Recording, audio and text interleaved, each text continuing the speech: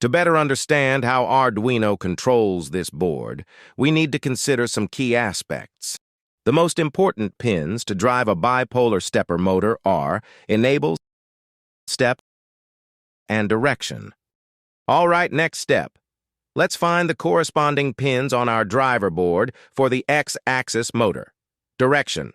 This pin determines which way the motor rotates, clockwise or counterclockwise. Step. This pin controls the motor's steps. A signal here tells the motor to take a single step. Enable. This pin turns the motor on and off. Now, let's connect the Arduino to your computer using a USB cable. Once connected, we can open a G-code sender software to control the X-axis motor. One popular option is costycnc G-code sender.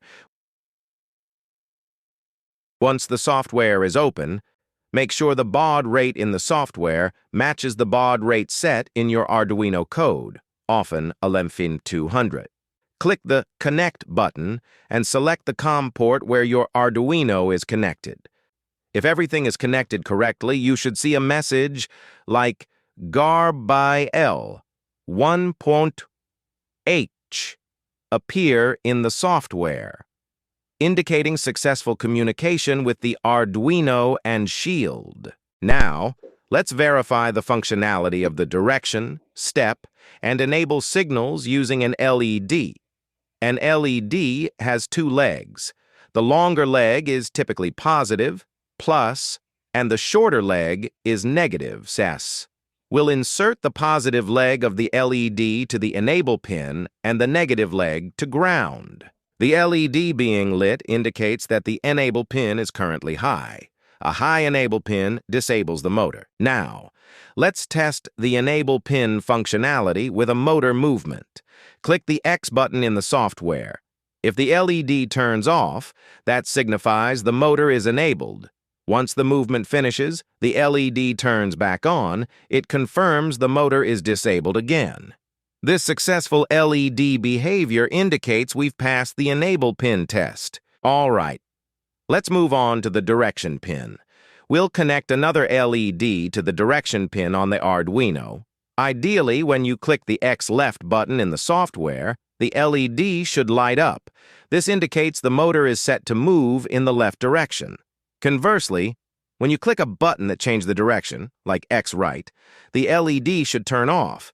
If the LED behaves this way, it means we've passed the second test, confirming the direction pin is functioning correctly. Finally, let's test the step pin.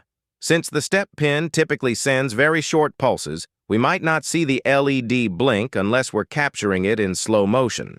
However, if the LED flickers slightly when you click the X button, regardless of direction, it indicates the Arduino is sending step signals. This suggests the Arduino is functioning correctly when controlling the motor. Now, we'll connect the motor driver and test the movement itself. All right, moment of truth. Let's connect the power source and stepper motor to the driver board. Now click the X button in the software. If everything's wired correctly, you should see the motor turn. This video has shown you how to test your Arduino Shield and verify its functionality with the motor. Thanks for watching. If you have the same board or a similar setup, leave a comment below and let me know your experience. Don't forget to subscribe for more tutorials on controlling motors with Arduino.